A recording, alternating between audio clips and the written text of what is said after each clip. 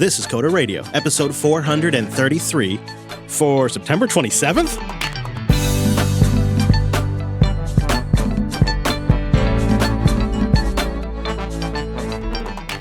Hello, friends, and welcome into Jupiter Broadcasting's weekly talk show, taking a pragmatic look at the art and the business of software development and the world of technology. This here episode is brought to you by Cloud Guru. You know, Cloud Guru has those cloud playgrounds. Azure, AWS, and Google Cloud sandboxes on their credit card, not yours. So go get certified, get hired, get learning at cloudguru.com. So I'm Chris, and of course we are joined every single week by our esteemed host, the man in Florida himself, Mr. Dominic. What's up? Hello. Hey, girl. Oh, hey. How you doing? I am good. I have been coding to the bone. It's Python, baby. All day, all night. It seems like you're doing three things. I'll spoil the third one last, but I do know number one is Python. Number two is bitching about Safari on Twitter. I know you're getting in on that a lot. Every time I change tabs, it's like a psychedelic adventure. I don't understand why. Oots. Yeah, you're at the disco when you're browsing the web now. I think it's brave. But the third is the most important, and we just got to get to it at the top of the show. We can't delay anymore. According to Twitter, you now have a kitty cat. I do have a kitty cat. Wow, congratulations. Thank you. I've had a kitty cat for about a month, but I don't think I've shared that I have a kitty cat. He is the most savage of QA personnel. Yeah, you got to put him on the payroll for tax purposes. I totally understand. If the code is bad enough, he just takes a quick nap on my launch keyboard and deletes a file or two. I just kind of take umbrage with the fact that you've had a kitty for a month and this is the first time it came up on the show. I'm sorry. I just have so much going on. I'm God willing, I'm launching something by or more likely on the 15th of October. But, developers and estimates, always fun. We could blame the audience for yelling at us for last week and just threw us off our game. Yeah, I just cried for a week. Really, that's what happened. Just really super briefly, and I mean this, I mentioned last week that I was really looking forward to trying out the new Focus feature on iOS 15. As a man who is deeply challenged with his ADHD, I have to say Focus Mode has been great. And what really put it over the top is when I combine it with shortcuts and NFC tags. So I have an NFC tag here on my mixer in the studio. And I have it set to when I put my phone down, which is this mixer, oddly enough, has a phone holder. It has a spot for your phone. And so I put the NFC tag in that spot. And when I set my phone down in its little spot here, it automatically sets it to recording mode, which is so brilliant. And you can do shortcuts in a way where it doesn't prompt you. It just does it. And then I have it set to just automatically turn off when I leave. And it's been great. It has been. That is choice. And so I'm going to put a little NFC tag at my desk and a little NFC tag on my way out to the car. And I'll just tap it as I'm going there or I get to my desk and set the different modes. And I never even have to touch a button on the phone. I just put it where I was going to set the phone down anyways. It's pretty slick. That is pretty cool. It kind of, you could do this. I bet you could build this with Android. If you use Tasker or you built, you strung together several apps, you could have probably done this on Android a year ago, 2 years ago. Yeah, but really, do you want to build it with Android? No, it was I did it in 5 seconds, really. I just sitting here experimenting I'll launch shortcuts. I'll go to automations. Oh, boop, boop, done. Oh, well, that's nice. So yeah, I thought it was pretty great. We have more feedback this week regarding fair pay and the struggles with that. And Apple has been in the news in this regard. That's how we got into this entire conversation to begin with. Right after the show last week, I think, Tim Cook had a big workplace meeting, where everybody was either in, I don't know how many of them were actually in person, but, they all get on the Zoom call, or I guess it's WebEx in their case. And they had the senior vice president of retail there because that's something that hasn't come up in our conversation a lot, but a big part of this is actually coming from the retail space in Apple. That's where a lot of this fair pay pushback is coming from, is retail workers. I'm sure it's true for people that are working at the UFO or that work in development areas too, but that's actually in terms of the large segment of the Apple population that's pissed off. And so they had the senior vice president of retail there and people. And they addressed a range of subjects, even political subjects. But according to the activist employees that have been leaking, they told various publications that Tim Cook answered only 2 out of a number of questions that they wanted to ask about fair pay. And then really, they said, just failed to deliver any details on what his answers were. And then, of course, Apple said it was committed to pay equity. But, we got an email into the show, and I think it kind of put it in a little more perspective for me. It seems like people are exasperated. And I think that's why the tone of a lot of the feedback was so charged, because people are at a breaking point with this. Yeah, I think that's fair. And also, I don't understand what Apple thought they were going to accomplish with that. I know. It seems like they should do better. Yeah, or it seems like they should just like give up, right? Like stop talking. Like if they really want to change things and not have these problems, I think obviously, and I forget her name, but I've interacted with her on Twitter. I feel like such a jerk. But like the cases where like they take employees' phones and like they make you put your personal stuff, including photos, and that's like your work device. And there's a couple cases of this that have been documented where it's like very intimate, very personal data ends up just like, all your data is mine. Copyright Apple if you work for them, right? That probably needs to be a practice that doesn't exist. Yeah. The Verge had a great article, and I thought this was common sense, but apparently it's not. Even if you're working from home, your employer's laptop is their laptop. Anything you put on it, they have every right to monitor, blah, blah, blah, right? So buy a laptop. If we have time today, I grabbed a story. You and I are on the same exact page. If we have time, I grabbed a series of studies about that. And anyways, I'd love to talk more about that. Yeah. That's a whole other thing, isn't it? And it's on your LAN, and then you have to. The question becomes like, what are they? If they own that network interface, well, then are they allowed to capture whatever they want from it? There's a lot of questions I have about that. Yeah, I think that's a much murkier area, but they can certainly say, "Hey, man, you're using your work laptop, and you put whatever things you didn't want us to see on there. Too bad, so sad." That's a common hammer that they can hit you with. And you got to think about it, especially too if you're developing your own thing. Like if you have a little side project, you got to make sure you're not using any work hardware for that. No work resources. Well, that was the plot of a season of Silicon Valley, right? Richard Hendricks spoilers for something that came out years ago. Like his MacBook died and was in the Apple store, so he used one of Hooli's his Hooli issued laptop. And I mean, of course, there's a dramatization, but that is a thing that happens to people. Like never all the time, man. I know more than a few people that has happened to. Like I take this a lot further. I think everybody, like if you want to have a blog, don't be on Medium. Don't be any of these services. Yeah. Spin up your own domain, have your own thing, own the IP, down to literally the IP address, right? Like, that is the thing is so many people that wrote in were exasperated because they feel like they are at the mercy of this employer and they have no ownership. They have no say on what's going on. And because their livelihood and their whole lifestyle and feeding their family all depends on it, it is extremely stressful for them. And a lot of these emails, I was reading it and I was starting to think to myself, yeah, that's why I run my own business. Even though I was employed for a while, I went back to running my own business. Because it's the only way you really have control over the situation. And I don't think it's for everybody. And I'm not trying to advocate everybody quit their job. The opposite, actually. But that kind of control and that kind of ownership is, I think, what drives a lot of people to run their own business.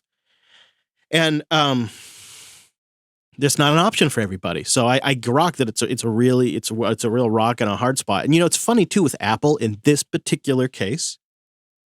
They could quite literally pay to make this problem go away. And they could afford it. Like, that's the wild thing here. And it really kind of shows you the core characteristic of Apple, the way we see it through their App Store policies and their grifting on in-app purchases for stuff that they don't really even add value to. That kind of culture also is pervasive in how they pay their staff because they are so rich, they could truly just justify be honest with yourself. If they gave everyone a 25% raise tomorrow, all these leaks go away. These problems all go away. And Apple could look at it as an investment in brand. They're not going to do it because they don't like the idea of increasing their ongoing costs like that. They're very cutthroat when it comes to cost. And that's just too high of a cost. But they not only literally could afford to do it, but they could actually, how often do you have the option of your problems go away if you just write a check? And that's exactly the position they're in, and they still refuse to write that check. And if you're Apple, if me or you have a problem that could be solved with a check, it's like, the cost benefit's kind of rough. But for them, it's like, I don't know, aren't they richer than most or almost every country? Yeah. So Ben thinks that we kind of missed connecting on the core issue. He says, I work for an enterprise software company in a multi-billion-dollar market with fewer than 5 or major players. He doesn't want to give us too much information because he thinks he could actually kind of get fired for even talking to us about this. But he says, the thing that I can't get away from is that my boss can fire me whenever they like for any reason, and they can collude with other huge corporations to limit the opportunities if we quit. But I can't make them bargain collectively. I can't even take them to court or really do anything other than individual arbitration, and good luck with that. I hope you can forgive me, but I'm a little exhausted by being asked to see these things from the business owner's point of view. He also joked that he was told by a younger dev recently that an iOS code base was so old because it contained Objective-C code in it.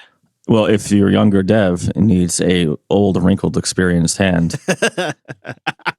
you know where to go. Let's just forget about the core issue you emailed in about. Let's talk about that Objective-C project. Charlie wrote in saying, I actually appreciate the comments recently. The small business point of view needs to be heard, and I don't think you guys should be shy or apologize for doing it. I appreciate at least that as well. And I like the point you made last week too, is that you and I are such in a different world than, these oil companies or these huge tech companies. It's just a totally different thing. You and I agonize over the purchase of a laptop. Well, okay, you agonize over the purchase of a laptop. I just simply accidentally destroy one and get a new one. But yeah. All right. Well, let's see if we can't help out a listener. So David is tempted to make a career jump, but wants to get our take first. He says, I'm based in Scotland. That's horrible. And I've been working as a mixed sysadmin network engineer role in numerous companies over the past decade. Where I can, though, I've been moving to automate things as much as possible. And don't get me wrong, the current company I'm with is totally on board with me doing that, and they'll give me the time that they can. But eventually, things always keep slipping back to the old ways of managing the infrastructure. And it very much is one of those, the company views it as pay the bills first and then do the automation stuff secondly. However, reflecting on what I want these days and why I wrote this in, it's increasingly evident to me that I want to write automation and infrastructure to the point of doing it full time. I've always been this way. And I guess this sits somewhere between the different roles that I have now, unfortunately. Do you think maybe there's just an element of me looking over at the grass and seeing it greener over there? Am I just going to enter into a whole other world of pain? Or maybe it's time to move into a role that ticks these boxes for me. What do you guys think? P.S. I didn't order a robe and I'm sort of regretting it for the coming winter months. Cheers, David. Well, you should regret it. I hate to break it to you, David. The robes is sometimes I just lay on the couch in my robe. It's glorious. Thinking about how I could ever have survived without my Coder Radio limited edition robe. You weren't living until you had the robe, I understand. No, there was no life. So he has got a couple of questions in there. Yeah, you are just asking for another world of pain. No doubt about it. Doesn't necessarily mean it's bad pain. I mean, sometimes learning and just grinding through the process of doing things wrong and then figuring out the right way to do it is slightly painful. But I guess this is one of those times where no pain, no gain kind of applies. What do you think about this idea of throwing out the perfectly good paying job that doesn't quite satisfy you and switching it up, going out into the job market and finding something in an area that you don't have much experience with? I would definitely find that new role first, right? But, I don't know. Growth is painful, but growth is ultimately good. If David, you really feel strong about this, and if you felt this way for some time, right, not like a weekend whim or something, then why don't you just, poke around, see if you can get something? Yeah. Obviously, you need to make it work financially for you. So, yeah, you don't want to take a huge pay cut. I get it. But who knows? Maybe you'll make more. Maybe I don't know exactly what your situation is, but I would at least do the research and dip my toe in a little. And I wonder if David, if you're not miserable, because sometimes people write us in and they're really at the point of they've already been burnt out for a really long time, and so they need to take immediate action. If you are not feeling that way, if you could build yourself an off-ramp, you might consider looking at like a year plan where you end up doing a little bit of this on the side as a project. Maybe you donate time to a local business, a local cause, a church, an open source project. You build something yourself, and you get yourself in a position where you actually have a little bit of skin in that game, where your mistakes actually matter a little bit, but you're not going to lose your job, obviously, because this is a side thing. And see if you can't build and cultivate that for a year, because not only will that give you an opportunity to scratch the itch immediately and let you test to see if you really like it, but you're also going to network during that time. And you may end up through that process finding a connection that secures you a job that allows you to transition cleanly without missing a paycheck. And that, I think, would be a real nice route to go. And infrastructure management is one of those things that's hard to get your foot in the door and say, hey, can I manage your infrastructure? But man, is it needed out there. David, it is desperately needed by so many developers who are so tapped out, just keeping up with their project, responding to user requests, let alone managing their infrastructure. And both Mike and I are big advocates these days of bringing as much of your infrastructure in-house as you can, own as much of that as you can, because at the end of the day, you have to control that platform the best you can for the long-term sustainability of your product. And that means people need your help. And deploying infrastructure as code is absolutely the way people should be doing it now. And there's also a ton of people who need to transition. And it sounds like your traditional sysadmin background and your interest in automation means you may have a nice specialty in transitioning folks into new infrastructure as code, setups.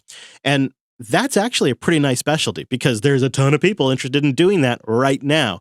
So I'd say play with the idea, build yourself a year roadmap if you can. If you can't, ask yourself if you're okay with 6 months. See if you can condense it.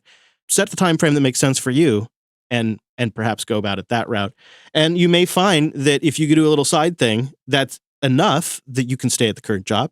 Or you may find that you absolutely are consumed by it and it builds into some serious momentum. Either way, David, let us know what happens. And if you out there have any questions or you want to get some free consulting or advice from the show, go to coder.show/contact and tap Mr. Dominic's years of wisdom right here on the show. And makes content for us. So you get a little, we get a little. And we like that. Linode.com/coder. That's where I host my infrastructure. More than ever am I grateful for Linode because I've got one box on premise and it crashed recently. I knew it was looking a little shaky. So I built backup infrastructure on Linode and I just shut the box off. And I thought, well, if it's necessary, I'll power it up, I'll point the DNS, and I'll be good to go. And sure enough, that is exactly what happened while I was traveling. Go figure. And I am so grateful that Linode has a powerful DNS manager that makes it really simple for me to take care of this stuff. And they have a dashboard that really makes all these kinds of tasks quick and straightforward. When you pop in, you get to see a list of all your Linodes. You go in there, you get an overview of its performance, the kind of transfer it's doing. And also, they set up some really sensible alerts to automatically ping you if things are a little odd. Like if one of our boxes is just like really busy network-wise, sending a lot of traffic inbound or outbound that goes outside the norm, they'll generate an email alert to me. And man, I can't tell you how useful that is because that's usually a sign something is going on. And it's just a small thing, but it makes all of the difference. Plus, they have super fast networking. They have 11 data centers around the world. So you're going to pick something that's either close to you or close to your customer or whatever it is you're looking for. And they have Kubernetes support and Terraform support. So if you are doing infrastructure by code, you can absolutely make Linode and manage Linode with part of that. It's just fantastic. And then on top of all of that, they're now offering bare metal servers if your application load requires something like that. They have S3 compatible object storage, which is so great for backend storage for your application. Or like for us, we use it for Nextcloud, which allows our team to not worry about constantly checking the free space on the server all the time. It just grows with us. And then we go through about every 6 months and say, okay, what needs to stay? What needs to get archived? And it is so smooth. And the performance is fantastic too. So really, it's just one of those things where you got to go try it out for yourself. Linode is dedicated to offering the best in virtualized cloud computing. If it runs on Linux, it's going to run great on Linode. But I'd like you to go experience for yourself. And Linode's pretty confident you're going to like it. That's why they're offering $100. $100. So go to linode.com/coder. Get that $100 60-day credit on your new Linode account. And of course, you support the gosh darn show. Linode.com/coder. So we have been on and off on the show talking about FastAPI. I don't know, really, I mean, since you and Wes first talked about it a couple of years ago, it seems like at this point. And it looks slick from what I understand. It's a modern, fast, really, I guess overall, though I have not experienced it personally, but they say high-performance web framework for building APIs using Python, which of course puts it right up your alley. Yes, my snake charming continues. So a couple of points on FastAPI, right? One, so this new project I'm doing is in FastAPI, and I've been writing just so much FastAPI code. and I love it. It's it's got a couple things going for it. One, it is in fact very, very fast. The author, who's Sebastian Taeglo, I hope I got that right. Sorry, is aiming for Node.js and Go-like performance, and this has been used by all kinds of people, like Microsoft. The Microsoft guy quoted there, Netflix, Uber, the whole bit. It automatically, built into the box, it generates documentation to your method calls, or as us Rails people might call them, routes, with OpenAPI. They're very good-looking docs. If you've ever heard of Swagger, OpenAPI is the new name for Swagger, so that kind of thing. It is Python 3.6 and up only because it leans heavily on types, right? Python has optional typing, and it became more robust than 3.6. This is the thing that really gets me. Out of the box, it is ready for async IO and asynchronous programming. So it's not like with Flask, you can do async, but you kind of have to bolt it on. With this, it's right out of the box. And that has made things just a lot easier to reason about, a lot simpler. I am loving it. Async IO is a great implementation of like the await, async await pattern and asynchronous programming in general. FastAPI does a great job. It's actually built on a framework called Starlet, which is another kind of web framework. But FastAPI, he describes it as Starlet on steroids. Its data handling is also built on Pydantic, which I haven't done a lot of direct Pydantic without FastAPI, but it's basically ensuring your types are correct and a bunch of other more advanced stuff. I feel like I'm selling it short. For like quality of life stuff, great Visual Studio Code support via Pylance, great PyCharm support. I didn't put this in the doc, but the same author has something someone wrote in a couple weeks ago, SQL Model, which actually solves my problem of SQL Alchemy models, not, when you do the dot, not having the IntelliSense for the options. So that's very nice because it's a kind of like an abstraction over SQL Alchemy. I am not using that in this project because I just didn't want to change too many things at once, but you can intermingle it, so I could see myself transitioning to it in the future. Also, if you're not like doing web development or server-side development but need a command line app, he wrote something called Typer, which is effectively FastAPI for the command line. Slick. Man, this sounds perfect for your kind of work. Like, this is right up your alley. This is really nice. I have to imagine this must make getting started a lot faster too, because it seems like a lot of the things that you would bolt together are baked in. Some of it's by virtue of being like just focusing on super modern Python features. It really is giving you a lot of like the best practices of a modern Python developer right from the jump, right? So when you start, you immediately have async IO and you don't have to worry about it. Right, I follow. Of course, you could use it with other frameworks, but having this framework actually be built to use it, right, as a first-class way of doing development, asynchronous programming, is a big difference than, say, bolting it onto a different framework. Yeah, especially when you're building a product on top of this. Yes. Like you're going to build something that you sell to customers, and they're going to have expectations of maintainability, etc. Absolutely.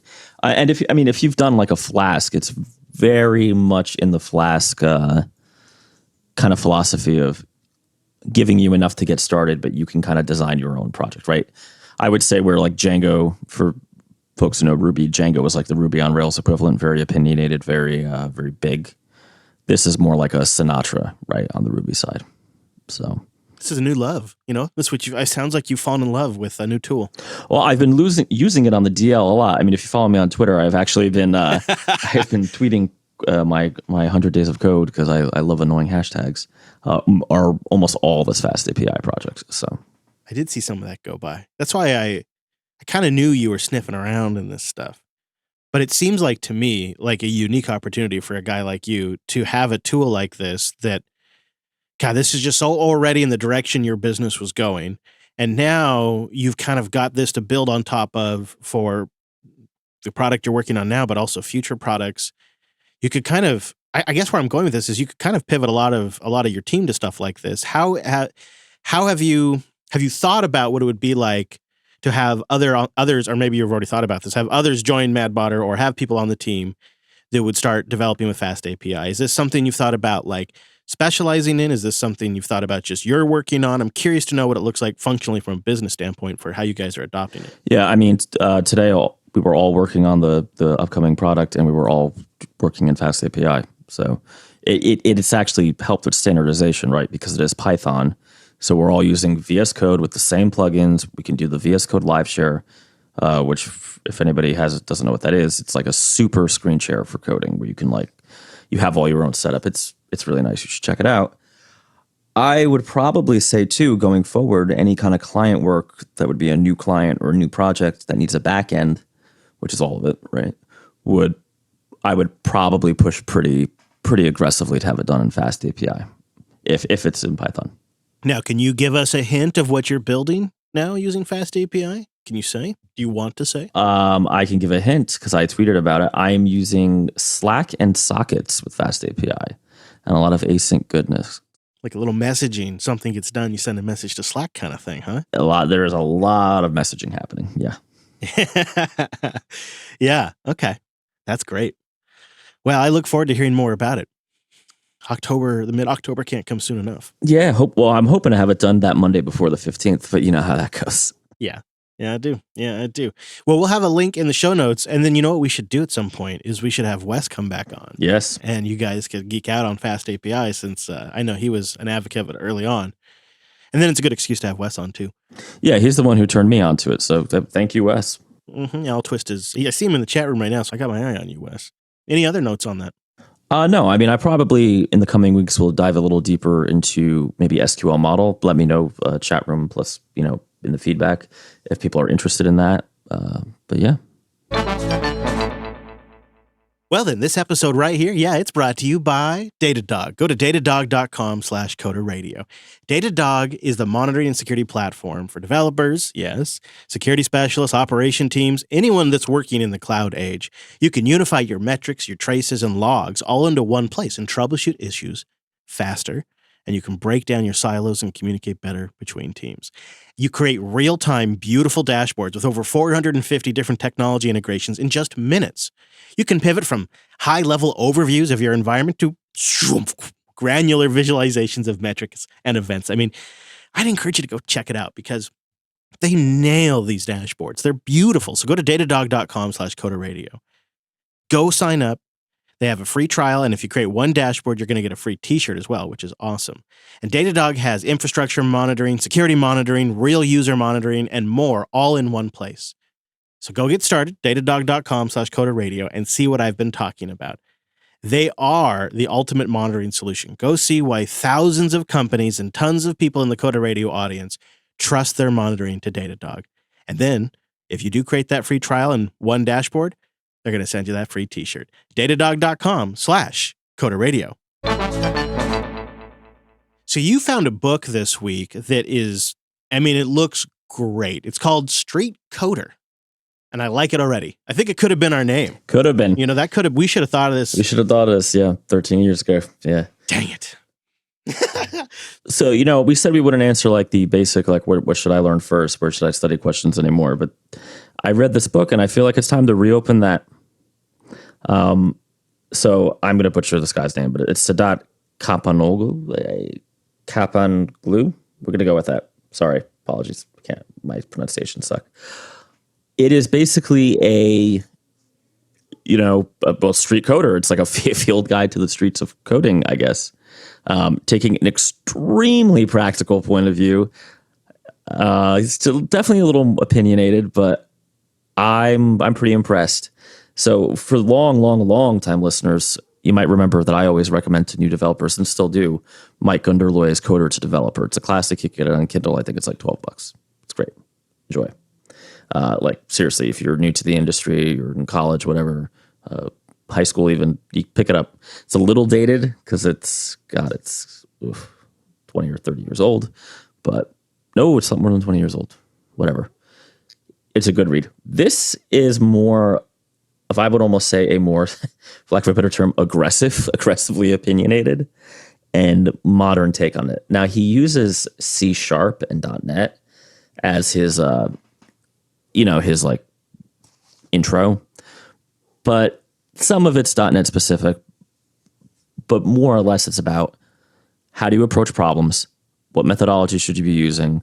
Should you adhere too harshly to methodologies? The answer is obviously no, right? finding that right balance between pragmatism and, white tower closure computer science. That one was for US. I think I'm going to put it as number 2 on my list. You're a new developer, read code or developer first. And when you have about maybe 6 months experience, maybe even a year, because it's a little more technical than coder to developer. He makes a very strong argument. I'll just give an example here for understanding how like things like the CLR work at the low level. And obviously, if you're like a Java person, the JVM. Right? I am kind of swayed by his argument. It's a powerful book. It'll have you thinking. I think I'm going to get it after the show. The description on the webpage is, quote, an incredible book to learn the craft of software development through a new perspective, one that is not fueled by religion or blind following of best practices, but one that actively challenges best practices and thus requires you to think about their pros and cons. That sounds great, actually. I'm going to pick it up. It's they got an ebook for $27.99. It's probably money well spent. And you can get a print book for $34, but I think the ebook's probably fine. In the code, there's code samples, so you definitely want the ebook. But and again, the title was called Street Coder, which that's what we should call our members, the Street Coders. No, I like our QA team. And we'll have a link in the show notes at coder.show/433 if you want to grab that. So there has been several studies. Stanford just did one. Connect Solutions just did one. The Wall Street Journal just did one. And these studies pertain to, does monitoring employee systems with like surveillance software actually make the staff more productive? Does it impact morale, et cetera, et cetera?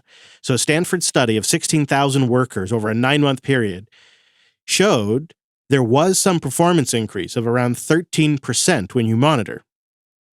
But, and this is interesting, it showed, and this I don't think is good for employees at all, the biggest boost in productivity was actually with remote workers. A 77% of the improvement was with remote workers.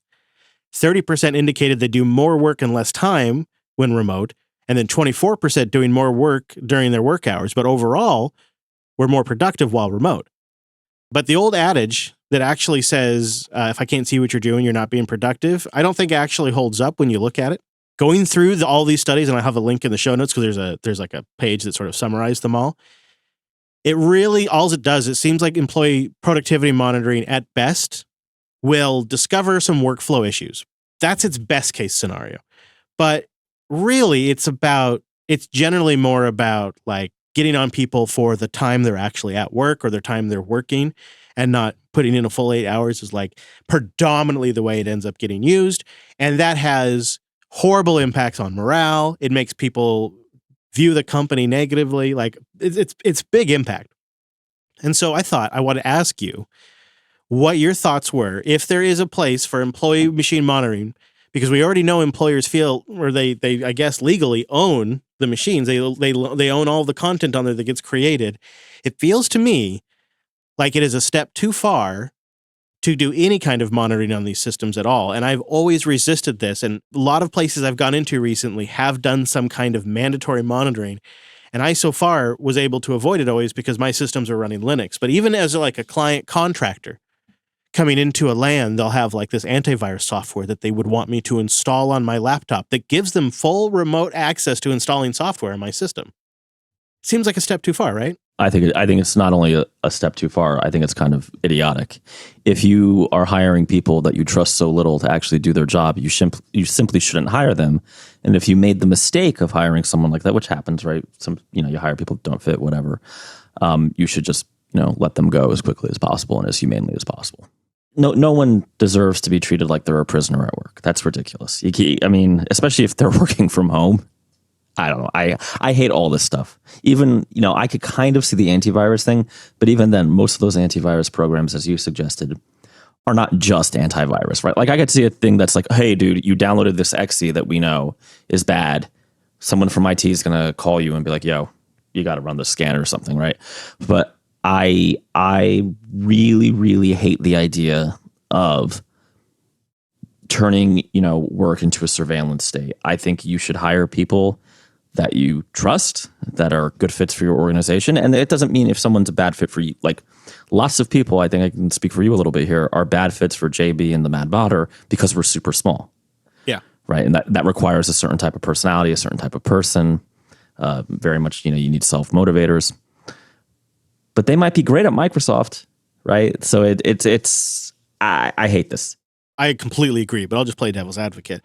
What about an employee whose job it is to monitor and adjust the chemicals that are going into the city water supply? I actually know the guy that does this here. And they had somebody compromise their machine with a PC Anywhere and actually get access and turn up the chemical solution, but they caught it quick enough because the guy actually saw the mouse moving around on the screen and they set everything back. Or I think about somebody who's working with some other hazardous material, or perhaps a young employee, it's their very first job. Is there a place for monitoring and tracking in those situations? So you laid out like a couple different scenarios. The easiest one is the young employee. The answer is no, right? Like if you're just hiring a young developer and it's no. But sure, if you are like working on a nuclear missile silo, then those jobs have always had monitoring, right? Mm-hmm. That's a public safety issue, right? So going in that you're giving up certain, you're going to be monitored with that kind of thing. Yeah. But that's not really what this was all about, right? This was about employers having anxiety. Let's be honest. A lot of organizations, a lot of managers have anxiety that people working from home are just like walking their dogs and playing Uno with their kids, right? That's what this is about. Although reviewing these different studies, it seems to show a pretty decent overall productivity boost for remote workers. Well, we've been talking about this for years, right? I've been remote for, I don't know, a long time now. You've been doing the remote thing. There's an initial cost to setting it up in terms of like process and procedures and having everybody agree that there will be standard hours that people need to be in Slack or Teams or whatever you're using. 30% of respondents said that they did more work in less time when they work from home. Yeah, of course, because you know how easy it is in the middle of the night if you work from home that you were sleeping and like in your dreams, Donald Knuth came to you and told you how to fix that bug. You just wake up, grab your MacBook Air, plug, or your System 76 Pangolin, and you fix the bug. You're also cutting out, for better or for worse, the hallway conversations, the drive-by chats. Like, for better or worse, you're cutting those out too and staying focused more. Yeah, and all that stuff, sure, camaraderie, team building, I kind of get that. I think you are losing that. But how much time is wasted with like gossip and... Yeah, true. So back to the monitoring. I believe now that there are employee monitoring solutions for the Mac that are just as unbelievably invasive as the Windows ones. And it seems some of them even kind of try to capture information about your network. Like, look at the other machines, other IP addresses that your machine is aware of on the network, and kind of susses out like your overall network setup. To me, that seems like not only is this trend line going in the wrong direction, especially when you add in the context of fair pay, but the technology is going to enable just more and more and more. In fact, we recently had a story. I don't know I can't remember if you and I decided to put it in the show or not, but we recently had a story that was these employers were mandating, in fact, Apple contracts with one of them, or was contracting with one of them until it went public, that the employers were mandating always on webcams when you're working from home. Always on webcam. You'll always, not just in a meeting, you always have the video camera on. You're all up on a screen. The managers can check your video camera. And they had to do it because of COVID, they said. You have to work from home, but we have to be able to monitor you. So because of COVID, we're going to do this. It's literally their reasoning. And I find it completely overreaching. And it seems like when you look at things like, I for example, why not take it to one step further and have a companion app that not only is installed on your desktop, but the companion app that's on your mobile device that's tracking your steps and your location? Why not? Why not have you take a picture to check in the morning with the front-facing camera on your phone so they can make sure you're in your home office? Why not? Where do they draw the line? Because it just seems like if they're going to do always on webcams and they're going to start monitoring like your ARP cache, like where do we draw the line on this? They're just and they have the argument that they own the machines and you need to check in. You got to punch the clock, and we're now using this new app to punch in on the clock, and you're going to get your picture taken at the same time. What's the difference if you're coming in and punching the clock on the wall? Same thing, they'd say. And I don't know how we even begin to fight back in this stuff. And so it helps me connect with the people who are really upset about the fair pay stuff, because it just seems like people are completely powerless to stop a trend line that is not going in their direction.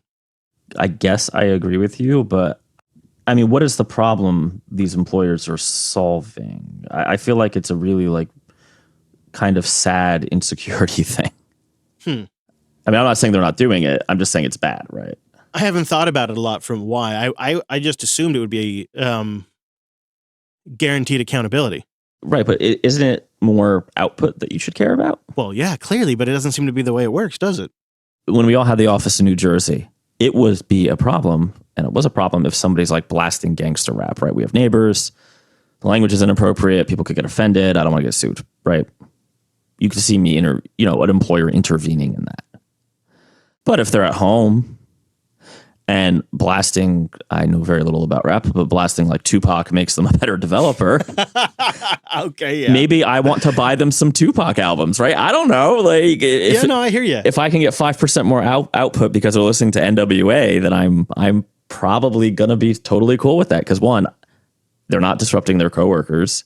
They're doing it in the privacy of their home, and if they get a noise complaint, well, it's their problem, right? And that's just a dumb example. Watching TV, right? Watching something on an iPad. Well, actually, no. The very first time, I don't remember what job it was so long ago now, but the very first time I had the opportunity to work from home, the first thing I did was blast my effing music. I rocked out while I worked. So that's actually a good example. Wes in the chat room says, check this out, Mike.